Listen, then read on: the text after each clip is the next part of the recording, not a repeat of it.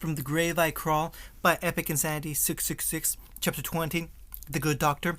Stepping into a lab with Jacob Hyde in tow with the chained Beowulf Faunus, the creature was being carried in a cage that had 4 soldiers on guard, turning to where the doctor stood over a frozen grim corpse for preservation, stinking a shark needle. The quilled spine of the old grim rose from the sudden jolt. From the needle, the quills began to shake excitedly, making the good doctor frown as they began to glow, followed by him ducking as the quills were flung towards him, allowing Jacob Hyde to deflect all the quills from hitting the colonel. The man gave Jacob a pat on the back while approaching the doctor, who scowled at the sudden surprise.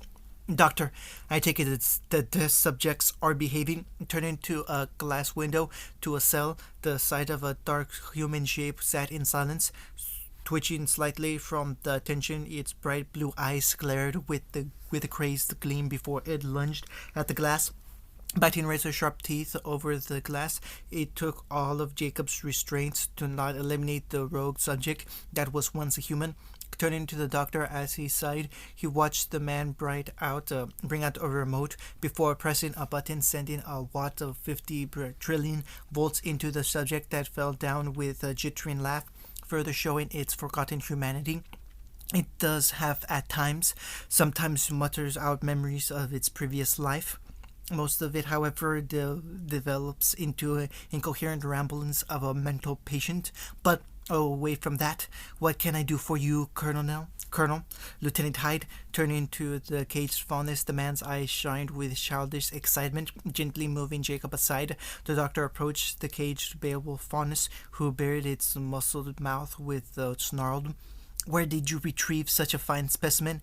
It is in perfect health. Moving to reach for a pet, the doctor leaned back as the mutated roared warningly, making Jacob let out a growl himself, eliciting a challenging growl back, leaving the two chained beings in a stare down before the Beowulf faunus snorted, looking away before it was moved to an open slot in the cells, allowing the doctor to speak with the colonel. Since you're both here, you want to know my progress on Mr. Greaves' blood, yes? Seeing the twisted smile on the man's face, Jacob felt his queen's arms around his shoulders. Purring into his mind, she spoke. This must be who I sensed. Pay close attention, my love. We may gain an ally if we play our cards right. If you have progress, does that mean we are ready for a capture team? Shifting his eyes to the colonel, they turned to the good doctor as he turned to a screen showing a Schnee dust mining facility. Have your best men ready. My lab is ready for test subjects. With a large smile once more stretched to his ears. Sitting within the Schnee manor with an awkward air, Naruto, Jason, and Lucian stared at an irritated Jackus, while Aurora and Vlad spoke like the old friends they were, making Team Outcast smile at the scene, while Jackus hid a scowl of disgust, only to get a look of disapproval from Aurora's father, Nicholas Schnee, which was a small glare from the older man. And to be honest, for his age, Nicholas was buff as fuck. Naruto's words, not mine.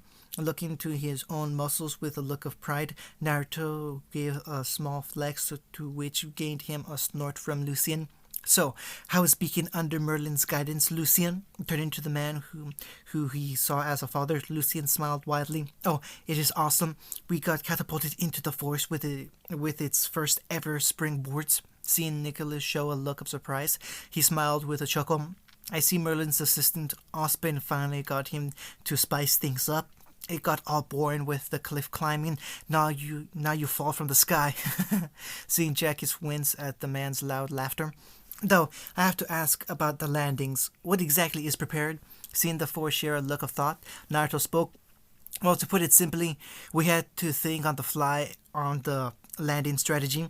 Seeing Nicholas stare at him with a look of foreboding, Naruto spared a glance to Vlad, who sat calmly before turning back to Nicholas, who burst into laughter, turning to Aurora, who had her own smile. So it's a test to see who has the guts to become huntsman? By the gods, that's ingenious, Jackus. Why can't you be this smart? Turned to Jackus, who had a hidden look of anger, which made Kurma growl in warning, causing Jackus to glare at the Biju before immediately backing down pathetically from the fox after it grew to the size of a horse, making all but Naruto turn at the sight. Dom, when could he do that? Turning to where Jason was pointing, Naruto took one glance before smacking his own face. Kurama, why are you big? Turning to his friend with a look of confusion, Kurama spoke with Nicholas choking. I thought I'd try channeling aura like you lot do.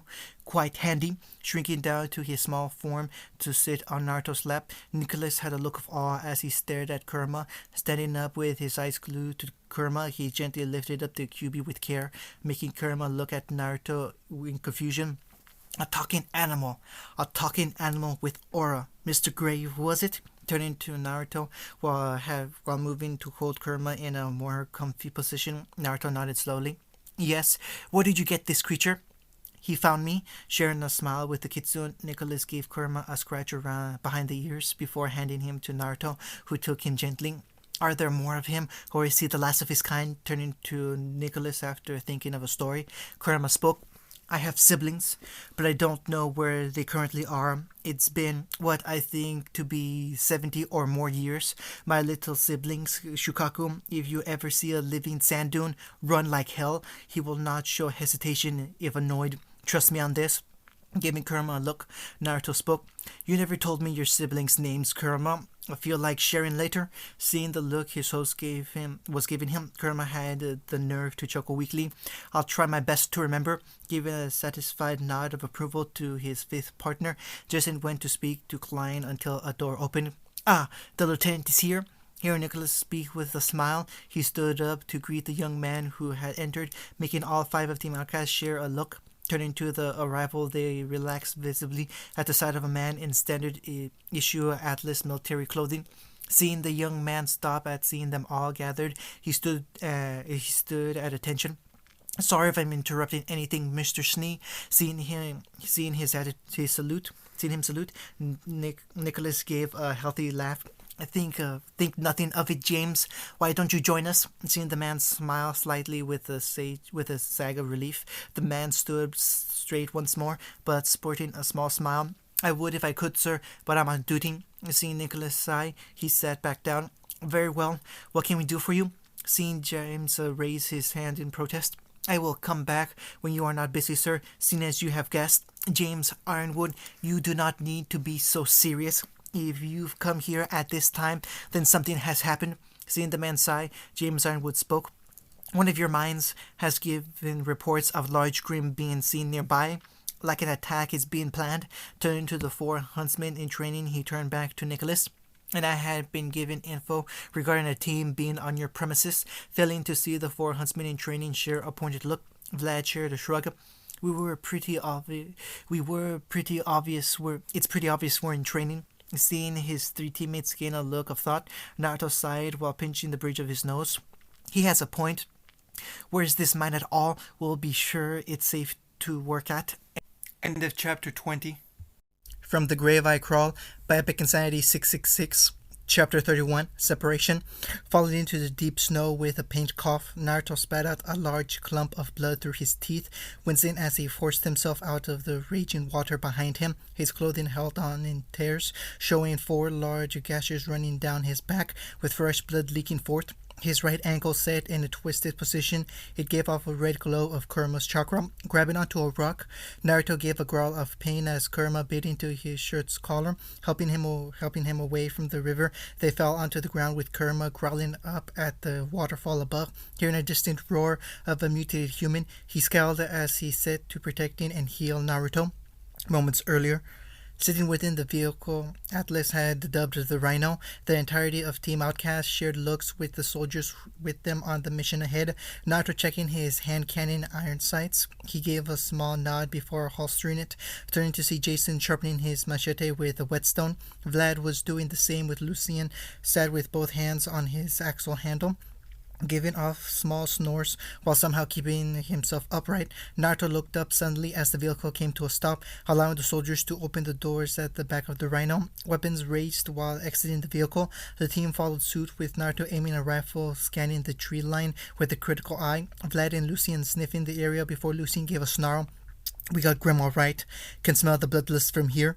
Turning to Jason, who gave a nod, he petted Naruto on the shoulders as they began to move to the mine, following them while keeping an eye out. Kurama spoke suddenly on Naruto's shoulder. Wait, stopping suddenly with the soldiers following suit in confusion.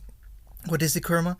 Turning to the Biju as he gave the area a glance, the Kitsune spoke with a warning tone.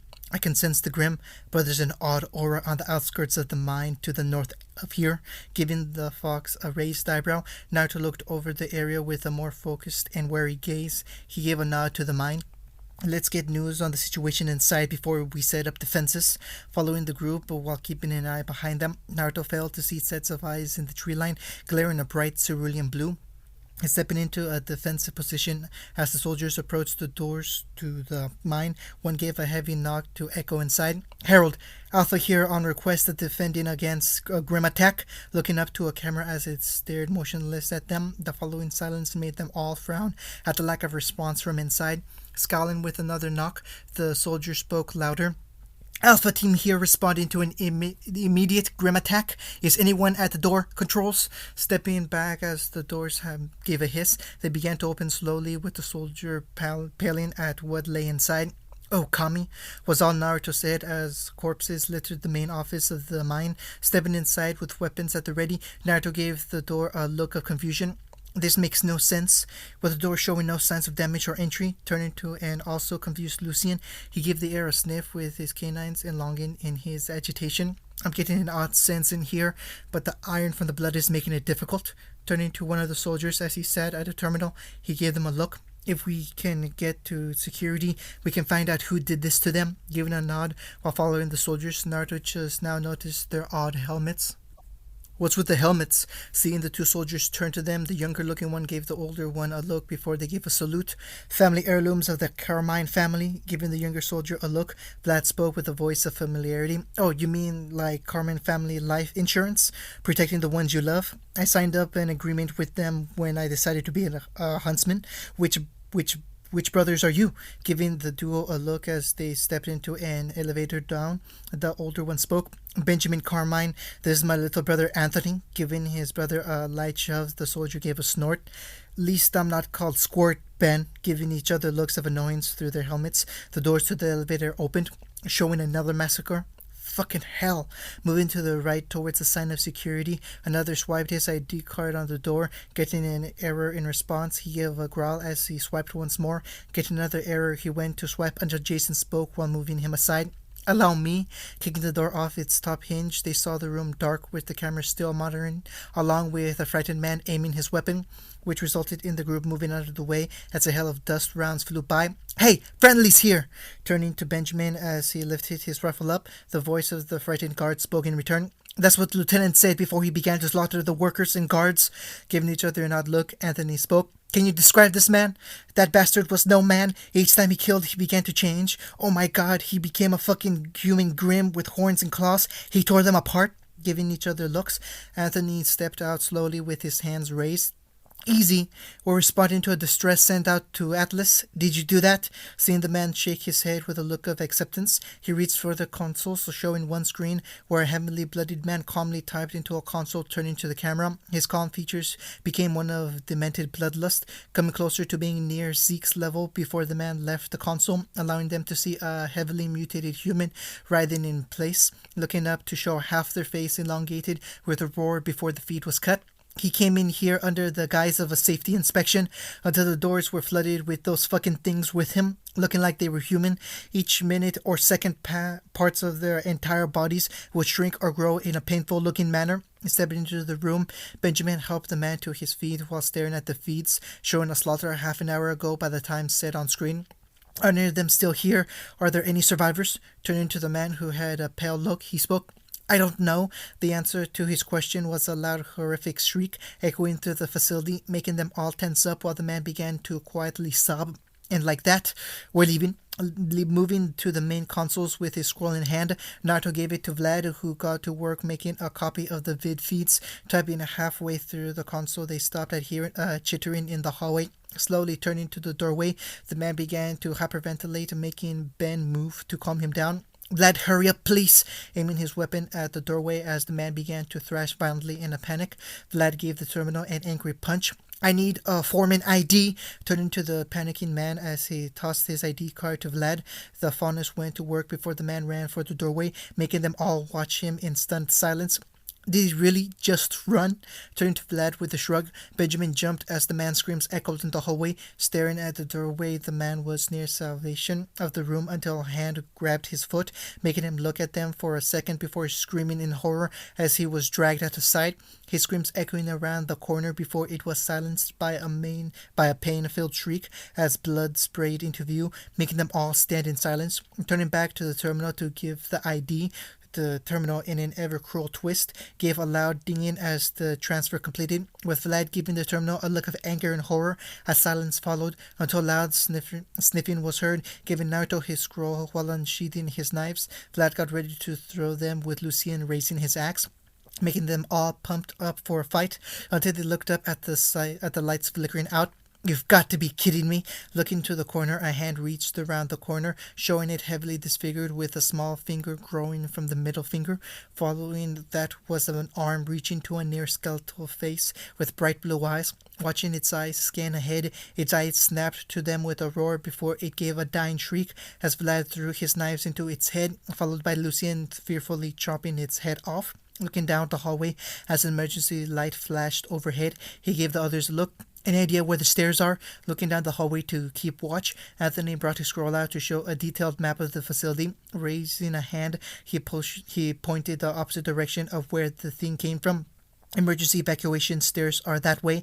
If we move a quick exit, we might be able to warn Atlas of this unknown. Turning to Naruto, who gave a nod, the group made their way as quietly as possible, moving through a doorway while avoiding a pool of blood. Anthony didn't see it, though, which left him falling onto his back, now covered in blood.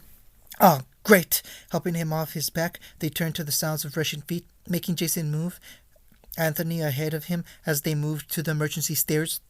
Failing to see a calming walking Jacob step into the red flashing light with an army of Grimm/Faunish hybrids around him.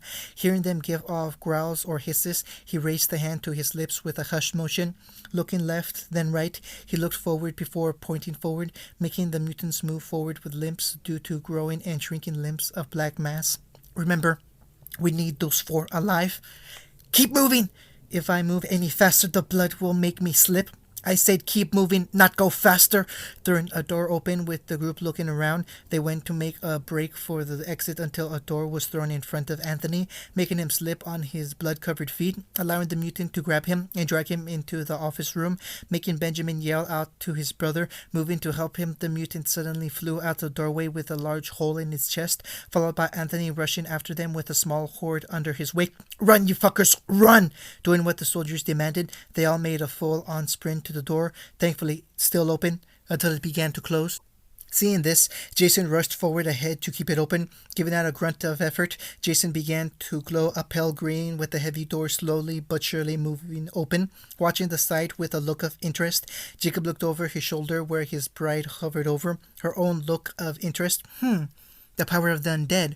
So long since I've witnessed such a spectacular sight of stubbornness.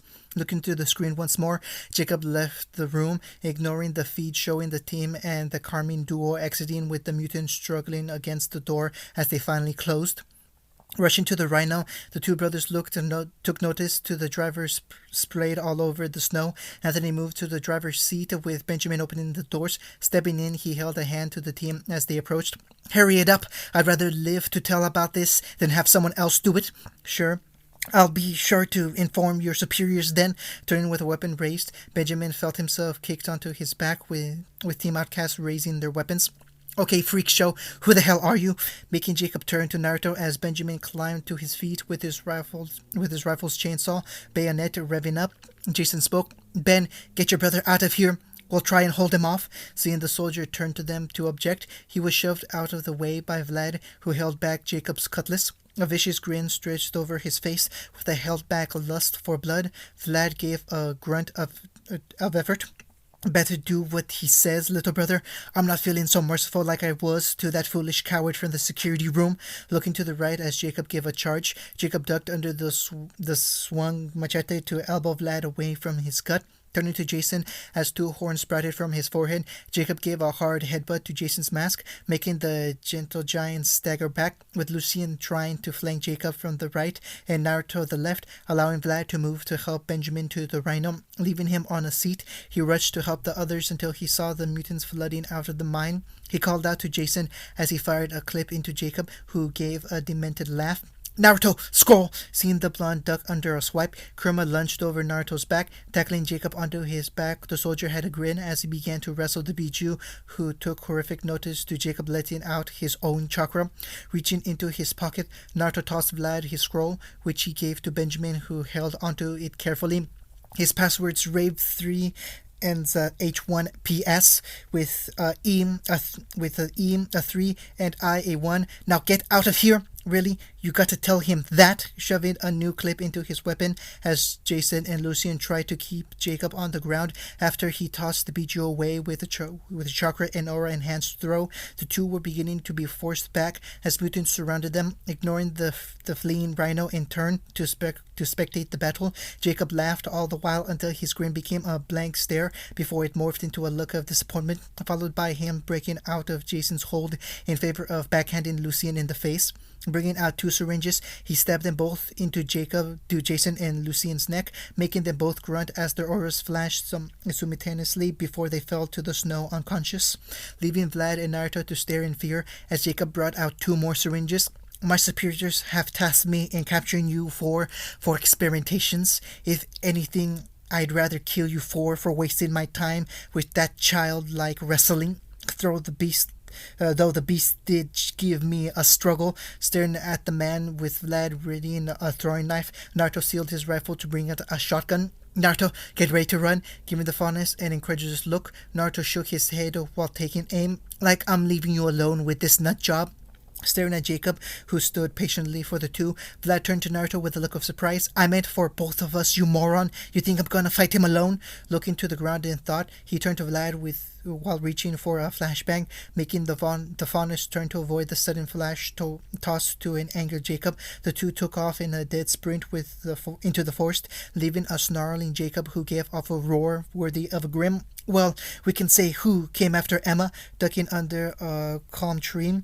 Naruto gave Vlad a look as they ran. You think? Looking over his shoulder, Naruto had to turn and quicken his pace at the sight of a larger and buffer-looking Jacob as he broke through a tree. How are we planning on getting out of this mess?